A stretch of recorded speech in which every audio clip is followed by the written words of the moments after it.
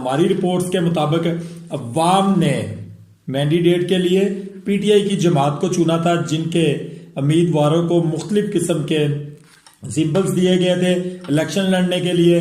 लेकिन फिर भी पीटीआई की जमात ने एक बड़ी तादाद के अंदर पाकिस्तान में से सीटें हासिल की। अब आपको बताते हैं कि जो धांधला हुआ है वो कहां कहां पे हुआ है। गुजरात में जनाब कैसरा इलाही जो कि परवेज इलाही साहब की अहलियां हैं, उनके मुकाबले में चौधरी सालिक साहब उनके ही भांजे थे। ठीक है, रात को तकरीबन 2-2:30 बजे के करीब जिस वक्त हमने टीवी को छोड़ा है, उस वक्त तक कोई 40-50 हजार की सीट से कैसरा इलाही जनाब जीत रही थी। उसके बाद क्या हुआ कि जब सो के उठे तो चौधरी सालिक साहब 1,05,205 वोट लेकर विन कर गए और कैसरा इलाही साहिबा जो है उनको 80,946 वोट देकर ना